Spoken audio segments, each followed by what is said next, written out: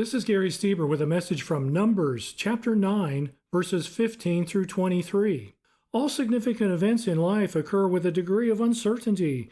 You have no idea of the challenges, triumphs, or illnesses you might face in the 5 or 15 years after you get married, have a child, or move across the country for a new job. This is a simple story with a straightforward message, yet it can be challenging to apply in our lives. The lesson is to trust God rather than relying solely on ourselves, especially when circumstances seem uncertain, dire, or confusing. This trust is particularly important when we encounter opposition from the world. Solomon said, "There is a way that seems right to a man, but its end is the way to death." That's in Proverbs chapter 14, verse 12. The lives of the Israelites journeying through the wilderness have a lot in common with our lives in the modern world.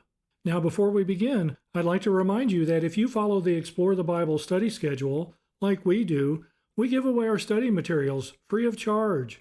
We publish every week, 7 to 10 days prior to the lesson's scheduled date, and if you'd like to get the complete study notes along with the presentation to use as your needs require, click on the link in the description below and give us the email address you'd like to have notified. Each week we'll send you the link to the church website where you can download the materials. Now, before we begin, let's set a little context, as we always do. The 40 years from the Exodus to the arrival at the Promised Land are primarily covered in 3 books, Exodus, Numbers, and Deuteronomy. The book of Leviticus is in there too, but it doesn't narrate history like the others do. The book of Numbers documents the journey from Mount Sinai into the land of Canaan. It should have taken about 2 weeks. It's going to take 40 years because of Israel's disobedience. We know the Christian life is the continual process of becoming more Christ-like. We will always have things to learn. The first thing the book of Numbers teaches us is that God has things He wants to teach us. And to some degree, it's up to us whether we will learn them and adjust our lives to the things He wants for us and from us willingly and quickly, or stubbornly resist and have consequences over the rest of our lives. The books of Exodus and Deuteronomy each cover a little over a year of the period. The book of Numbers covers about 38 years and 9 months. The name of the book in Hebrew is Bed Midbar, which means in the desert, which is more descriptive of its contents. In the book of Numbers, we see the nation of Israel directed as they wandered in the desert, sustained by God. God provided everything. The desert, or wilderness, is an important setting in the Bible. It serves as a place of dependency. God led His people into the wilderness so they could learn to rely on Him and trust in His provision in a place of emptiness. They were unable to provide for themselves, both physically and spiritually. The journey was meant to teach them to place their trust in God. And that said, the recurring theme the book highlights is God's faithfulness and Israel's unbelief. The book of Numbers begins 13 months after the original Passover, just after the second Passover. We're told that in chapter 1, verse 1. And they will break camp to continue their journey 20 days later. We're told that in chapter 10, verse 11. The first 9 chapters cover preparation, the establishing of order, and obedience. And everything will go smoothly during this 20-day period. And the first part of the book also includes the counting of the generation. The census is where we get the title Numbers from. According to the information given, 603,550 men were 20 years old or older and eligible to serve in the military. Now that excluded the Levites. We're told that in chapter 1, verse 46. And many believe that when including the Levites, as well as women and children, the total population in the camp likely exceeded 2 million people. The Israelites are then instructed on how to arrange their camp, and the priests are given instructions for purity, leadership, and blessings. The last thing God will say in our passage today before they set out is to know and follow your leader. This section serves more of a description of past events rather than as instructions for future actions. The 9 verses exhibit both a poetic element of repetition and a sense of military precision. Some refer to this passage as the Song of the Journey. And with that, we're going to pick it up starting in chapter 9, verse 15. On the day that the tabernacle was set up, The cloud covered the tabernacle, the tent of the testimony, and at evening it was over the tabernacle like the appearance of fire until morning. So it was always. The cloud covered it by day, and the appearance of fire by night. God turned Israel's attention to their leader, himself. He created a plan and a place for worship. The word tabernacle here is used as a noun, meaning a dwelling place, but it's also used as a verb, meaning to dwell elsewhere. Recall John said, "I heard a loud voice from the throne saying, 'Behold, the dwelling place of God is with man. He will dwell with them, and they will be his people, and God himself will be with them as their God.'" That's in Revelation chapter 21, verse 3. That's what we see here. Roughly 65 of the 87 uses of the word cloud in the Bible speaks of God's presence. This is no ordinary cloud. It was easily recognizable and distinguished from other clouds in every way. It didn't dissipate in the warm weather and wasn't moved by the wind. It moved with purpose and maintained a home base position over the tabernacle. It lifted up from the tabernacle and returned to the same position, continually confirming God's presence there. When the Egyptians were pursuing the Israelites towards the sea, we were told that the angel of God, the Lord himself, was in the pillar of fire and of cloud, and that he looked down from it on the Egyptian forces and threw them into a panic. That's in Exodus chapter 14, verse 24. God was in the cloud and was interactive in moving and providing protection from the most powerful army on earth at the time. God's presence is also seen in a cloud at the Transfiguration and when Jesus ascended into heaven. That's in Luke chapter 9, verse 34, and Acts chapter 1, verse 9. And it will also be so when he returns.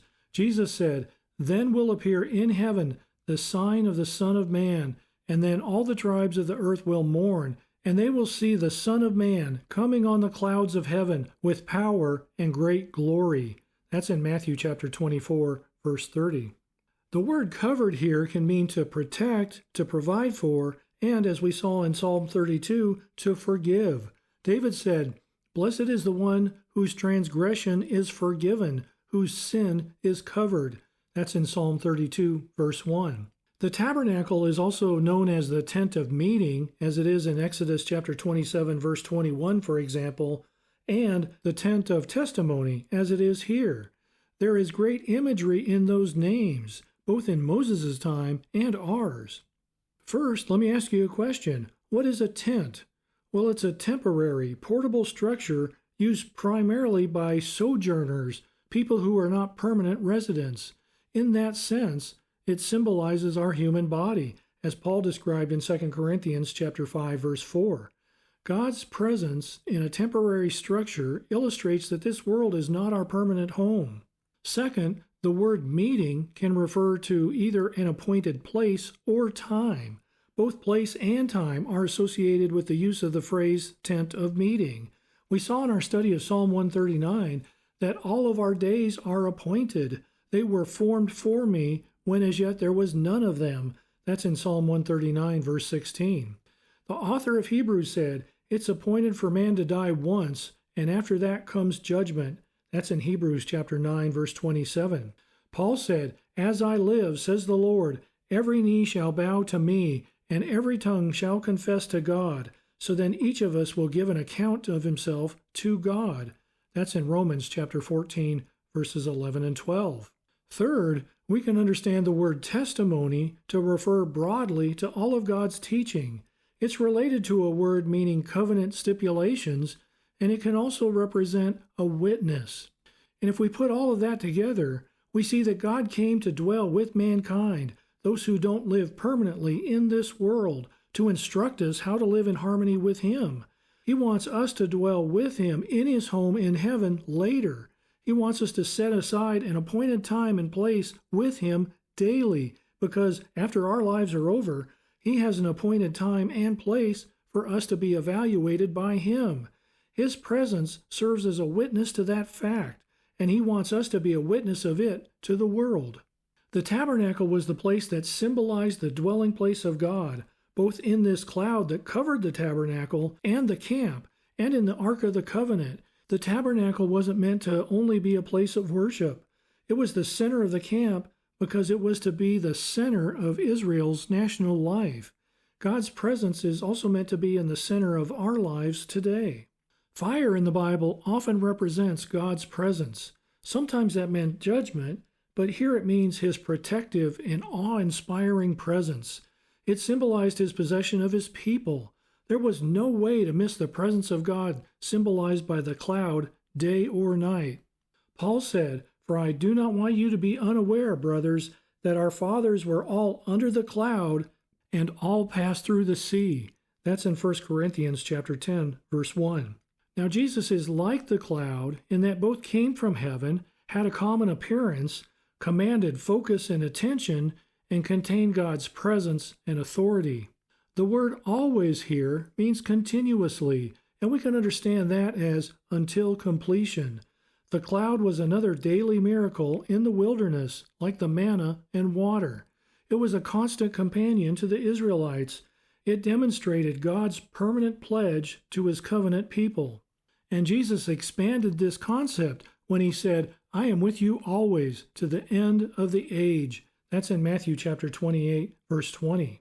After his death and resurrection, he sent the Holy Spirit, whom he also referred to as the Spirit of truth, to guide believers to all truth, as we're told in John chapter 16, verse 13. Verse 17, "And whenever the cloud lifted from over the tent, after that the people of Israel set out, and in the place where the cloud settled down, there the people of Israel camped." The word "whenever" is translated elsewhere in this passage as "commanded," and we can understand this as "when commanded, the cloud lifted." The action of the cloud is essentially the voice of the Lord telling the people to either move out or settle down to camp. God moved the cloud because his presence was within it. This provided a visible expression of his guidance. Now pay attention to the instances of the word command in the following verses. This one applies to the cloud. There are 7 occurrences related to the people, indicating perfection. And we're told 6 times in 9 verses that the cloud either lifted up over the tabernacle or returned to rest over the tabernacle.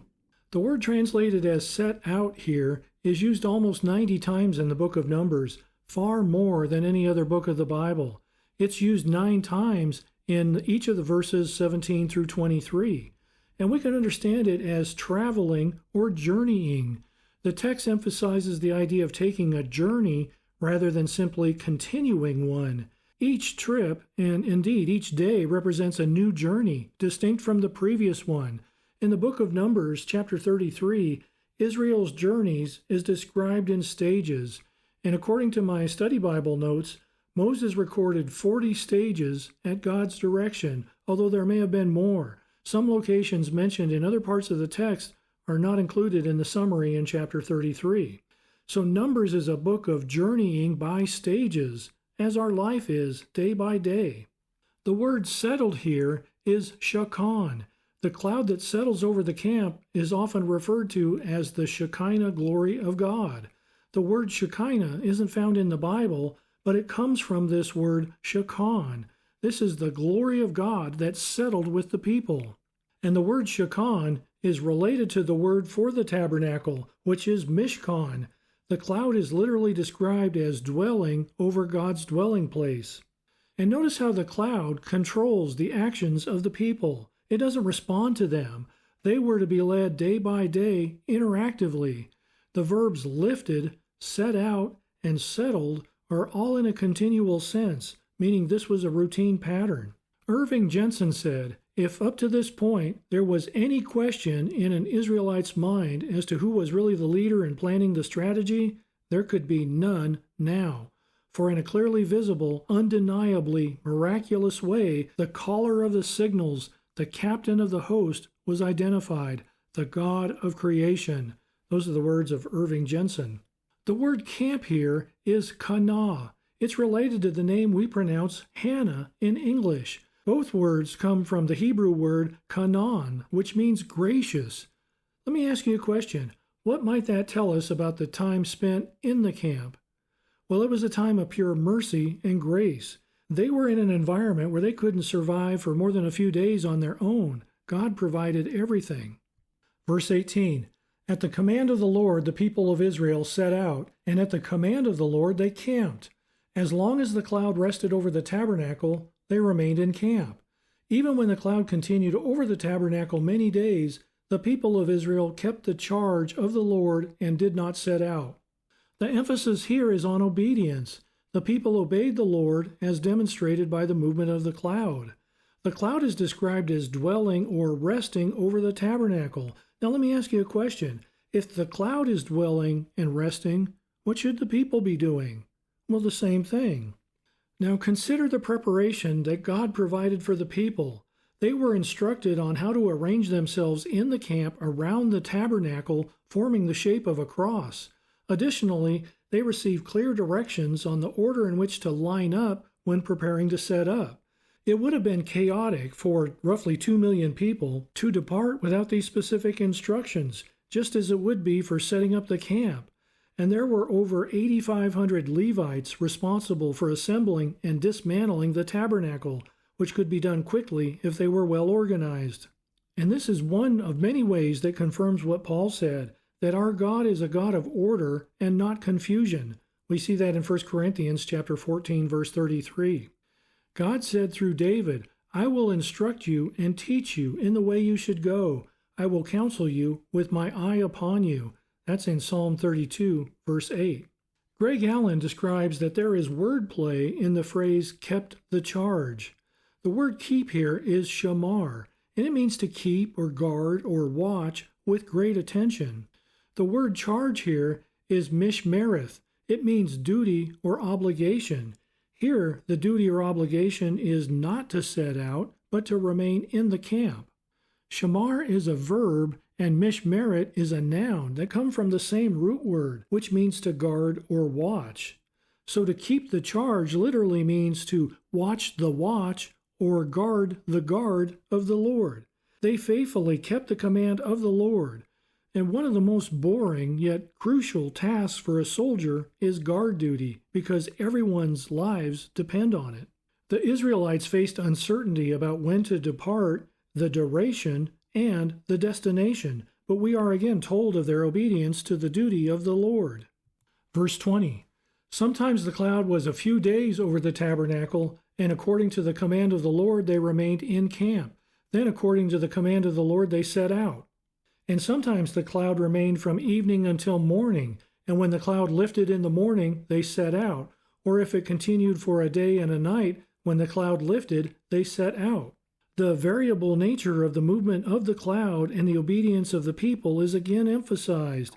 The Israelites needed to be prepared to camp for extended periods of time or move on a moment's notice. Greg Mott said obedience to God means all the way, right away. The language suggests that they traveled or camped both during the day and at night at various times. This offers insight into the size of the cloud of fire, which must have been substantial. It provided sufficient light for a group of approximately 2 million people to travel on foot during the night. Now think about the logistics of this. At large marathon races with 40 or 50,000 runners, it can take 30 minutes or more for the runners at the back of the line to reach the starting line. Those are all athletes who are running. How long do you think it would take to get the back end of a procession of 2 million people moving? That's hard to think about. What we see here is that sometimes the ultimate test of obedience isn't going into the lion's den or the fiery furnace. It's waiting. On this journey to a land full of many different nations, God wanted them to be still and know that I am God.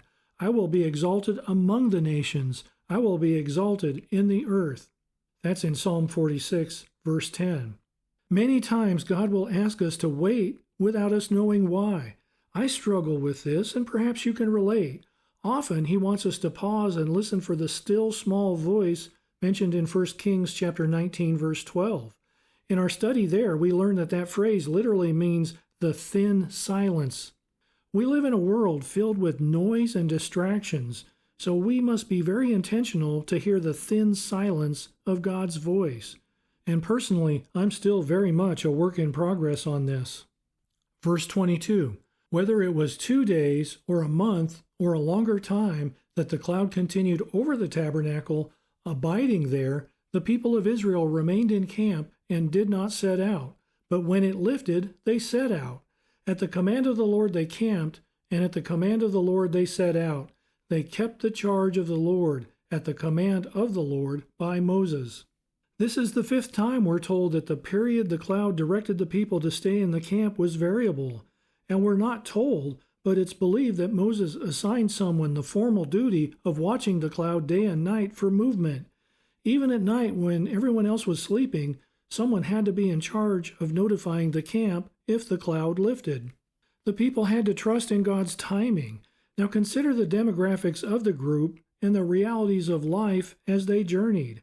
Some women were likely 8.5 months pregnant, and there must have been days when women gave birth. There were mothers with nursing infants. There were small children with seemingly endless energy, and elderly individuals with limited mobility. And they had animals to care for, and they all had to learn to adapt to God's pace. Verse 23 summarizes the passage, and the overall message is clear. The Lord led, and the people followed. And this is the only time Moses is mentioned in this passage. All the instructions and preparations were given by God through Moses, who served as the conduit for God's instructions. We're told God spoke to Moses face to face as a man speaks to his friend in Exodus chapter 33, verse 11. And I'll close with 2 quotes. First, you may tell the next generation that this is God, our God, forever and ever. He will guide us forever. That's in Psalm 48, verse 14. And also, we need to trust in the Lord with all our heart and do not lean on our own understanding. In all our ways acknowledge Him, and He will make straight our paths. That's in Proverbs chapter 3, verses 5 and 6. Now, this is a brief and straightforward lesson designed to encourage reflection and discussion. The main point is that people need to learn to follow God. When individuals are well-trained and organized, they can achieve remarkable things. And I present the following for you to meditate over and for class discussion. First, what was their purpose in going to the Promised Land? Well, this is the beginning of God reclaiming the land that He has chosen from those who lived there outside of His will. The Israelites were to be God's representative in an ungodly land, and that's what our purpose is as well. It also might symbolize what will happen in the end times. On a broader scale, the redemptive purposes of God that began with Israel and the land reaches its ultimate fulfillment in Jesus. The believers will inherit Abraham's promise. There will be a new heaven and a new earth, and all evil will be removed. Everyone's invited to join, but those that refuse will be removed. Second, how much did they know about where they were going or how to get there? Probably very little. None of them has ever been there. They certainly knew it was a good place. God told them that. And I don't know if they had any idea how far it was. There would be no recognition of landmarks along the way that were familiar to any of them. There were no maps. They would have no way of knowing how close they were. They would have no way of knowing what kind of trouble they would run into other than being in the desert. That alone had a lot of potential danger associated with it. But what they did have was far better. They did have GPS. They had God's positioning system. Third, what is the purpose of the cloud and the fire? Well, it was for guidance and direction for sure. It demonstrated the presence and the nearness of God. It represented protection and provision. But the text also symbolized God's covenant with Abraham. In Genesis chapter 15, verse 17, during a ceremony involving a smoking fire pot and a flaming torch, God established this covenant. And one key aspect of the covenant was the promise to give Abraham's descendants a land. Now, as they prepare to enter that land and fulfill God's promise, these same elements reappear, but on a much larger scale. Now, what does the cloud symbolize for those who are outside of the camp, those who are not in a covenant relationship with God? Well, for anyone who saw it, the cloud would have sparked curiosity and encouraged further investigation. Even for those with bad intentions, it could have prompted a reevaluation of their motives. They might have wondered how such a large group of people was thriving in an unfamiliar and inhospitable land. You see, the cloud carried a missionary aspect for outsiders, always inviting them to learn more. Let me ask you a question. Do the people at work or at the store or in your family who are not believers see the presence of God over you? Fourth, we're told 4 times that when the cloud lifted, the people set out. Let me ask you a question. What does setting out symbolize? Well, God's Word talks a lot about our walk, our path, or our way. All of these concepts could be understood in the broader context regarding how we live our lives. Fifth, what did the cloud lift from the people? Well, it lifted responsibility and decision-making for direction, duration, and location. It did not lift from them the need for obedience. When the cloud first appeared after the Israelites were released from Egypt, we're told, when Pharaoh let the people go, God did not lead them by the way of the land of the Philistines, although that was near. For God said, lest the people change their minds when they see war and return to Egypt. But God led the people around by the way of the wilderness towards the Red Sea. That's in Exodus chapter 13, verses 17 and 18. You see, God knew what was best. During challenging times on their journey, they should remember that if God is in control, their difficulties are part of His will, and He will provide for them. Jesus instructed His disciples to get into the boat and sail over to the other side of the lake. Then a fierce storm arose, and the disciples feared they would drown. Jesus was asleep in the boat. They woke Him up in a panic, and then Jesus calmed the storm. He didn't send everyone, including Himself, into a storm so they would drown. He sent them into the storm so that God's glory would be revealed. We see that God may lead you into harm's way, into the valley of the shadow of death, to bring about growth in you. Sixth, what do we learn from the cloud placing itself over the tabernacle? Well, it was the designated place of worship. It was the designated place where God could be found. Everyone knew it. It was the place of relationship and fellowship with God. It tells us that God makes it easy for us to find Him. Seventh, how much input did the Israelites have? Well, none. The Lord commands the people 7 times when to move or rest. God didn't provide them with a detailed plan for the day. They weren't told, for example, we need to clear the mountain pass by November because that's when the rainy season starts. You see, God controls the rainy season, so that wasn't a concern for Him. They also weren't informed about whether they would camp for 2 days or 3 weeks. Let me ask you a question. What does that tell us?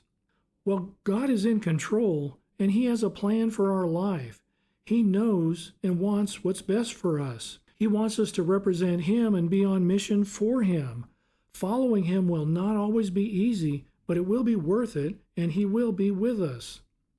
Eighth, what do you think is emphasized more, camping or setting out? Or are they equally emphasized? I don't think there's a right or wrong answer to that. The phrase they set out is used 7 times. The phrase they camped is used 6 times. The phrase they did not set out is used twice. What did the Israelites do when they camped? I think there might be more emphasis on camping than marching. We know what they did when they marched, and they followed God. Now, every day in camp, I'm sure there were a lot of things to do, but the first priority was to look to God for direction, provision, and fellowship. Recall from our study of Psalm 23, which described all of the elements of the Sabbath. It described rest, peace, abundance, and joy. It described protection and security. It described a celebration with the presence of God. When they were in camp, the presence of God was unmistakable and continual. And our life should be like that. We need times like that, and not just on 1 day a week. This is another example of Sabbath rest without the rigor of it being on the Sabbath. 10th, how did their day start? Well, God provided manna, which fell from heaven onto the ground. Recall from our study of Exodus chapter 16 that the only practical way to pick the manna up was to get down on your knees. Their day started on their knees, looking to God for direction for the day in gratitude for being redeemed from slavery. Our day should start out like that as well. Next, what's the consequence of moving when you should be camped and camping when you should move, or wandering off in the wrong direction? Well, they would remove themselves from the protective covering of God in a place where you can't survive on your own. They would miss out on His blessing and provision, and They would rob themselves of the opportunity to be used by God for His glory. The only time we should fear the future is when we go it alone and do our own thing. Next, notice the pattern. There's obeying the Lord, waiting on the Lord, and then following the Lord. Sometimes following the Lord is described as remaining in the camp, as it is in verses 18 and 19. What does that tell us about God's priorities? There are many situations where action is necessary, but relationship with God should always take precedence over that. Sometimes focusing on our relationship with Him is more important than acting immediately. God has His own timetable, and we must be attentive to His guidance. Adrian Rogers said, "You can save a lot of time by waiting on the Lord." And similarly, Oswald Chambers stated, "Doing God's will is never hard. The only difficulty lies in not doing His will." And we find a relevant example in the story of Mary and Martha, who were disappointed with Jesus' timing when their brother Lazarus fell ill. And even though their brother died, God had a greater plan in store. That story is in John chapter 11, verses 1 through 44. Next, what is the outcome of obedience? Well, first, and we're not told here, but blessings result from being obedient to God. There is peace and assurance. Isaiah said, "You keep him in perfect peace, whose mind is stayed on you because he trusts in you." That's in Isaiah chapter 26, verse 3. And second, God is honored. David said, "I bless the Lord who gives me counsel." That's in Psalm 16, verse 7. And finally, we have to ask ourselves, why doesn't God just give us the plan up front? Let me ask you a question. If God laid out His entire plan for you up front, would you ever feel the need to pray for direction? Philip was a good example. He was engaged in fruitful ministry in Samaria. God called him to rise and go towards the south to the road that goes down from Jerusalem to Gaza. This is a desert place, and he rose and went. That's in Acts chapter 8, verses 26 and 27. You see, things were going great in Samaria for Philip, and God sent him to the desert. But there was a great ministry opportunity there with a man from Ethiopia, but he didn't tell Philip that. God just wants us to trust and obey. Okay, well, let's go ahead and summarize and find application. First, God doesn't save people so that they would live without Him. He saved the Israelites, and He saved us so that we would be in fellowship with Him in everything that we do. The time they spent resting or marching wasn't on any kind of pattern. God chose to keep the people dependent on Him so they would learn the point. The most crucial thing for both the individuals and the nation to learn was how to follow God. Apart from God, they would starve and die of thirst in the wilderness. Apart from God, they will be overrun by enemies. The Christian life resembles the experiences of the Israelites. God desires fellowship with us so deeply that He has chosen to dwell in our hearts. We know that God is active and that we should follow Him. We may not know where He's leading us or how until He reveals it to us. We also know that He will lead us into difficult times. The Israelites faced many on their journey. He led David into the valley of the shadow of death. Jesus said, "Blessed are you when others revile you and persecute you and utter all kinds of evil against you falsely on my account." That's in Matthew chapter 5, verse 11. You see, we often learn more about God in difficult places than resting with Him in the camp. Now, it should have taken the Israelites just 2 weeks to learn to trust God and prepare to take the promised land as He had promised. But instead, we will see that they failed and wandered for 40 years. Let me ask you a question. Will it take you 40 years to learn what you could have understood 5 years ago about how to follow God? And it pains me to ask that question while reflecting on my own shortcomings. You see, if you're going to let God lead you, you have to learn to be a good follower. Learning to follow was the whole point. They didn't acquire any land or weaken the enemy in Canaan in any way on the journey. But what they gained was intangible, faithful obedience. God made it easy for them by showing them His glory. They weren't asked to obey Moses with blind faith. Second, we'll see that the book of Numbers to some degree mirrors the interaction with God and Adam and Eve in the Garden of Eden. At this point, everything is great. Instructions have been given, and everyone is on board with the plan. They've been cared for and enjoyed unbelievable fellowship. Obedience seems assured, doesn't it? I mean, God is the director, the protector, and the glory of his people. Who wouldn't want to follow that? As we progress through this book, we'll discover it's easier to say, I will follow God's will, than to actually do it. It's a lot easier to agree with and commit to your pastor's message on Sunday than it is to do it on Monday morning. We are all in the wilderness, sojourning in a land that is not our home. Peter describes the believers as elect exiles in 1 Peter chapter 1, verse 1. Third, wouldn't it be great to have a cloud to signal when and where you should go and when you should wait? Well, we have something better than the cloud. We have the Holy Spirit living inside of us. We have the one who made the fire and the cloud living inside of us. Jesus said, my sheep hear my voice, and I know them, and they follow me. That's in John chapter 10, verse 27. And we have his word. We're told, your word is a lamp to my feet and a light to my path. That's in Psalm 119, verse 105. And circumstances are sometimes indications of God's will. Speaking of Paul, Luke wrote, and they went through the region of Phrygia and Galatia, having been forbidden by the Holy Spirit to speak the word in Asia. And when they had come to Mysia, they attempted to go into Bithynia, but the Spirit of Jesus did not allow them. So passing by Mysia, they went down to Troas. That's in Acts chapter 16, verses 6 through 8. Open doors won't always lead to the easiest solution. Paul couldn't have known it at the time, and it may have been frustrating, but the roadblocks that he ran into led him to a vision of a man in Macedonia and a traveling companion named Luke.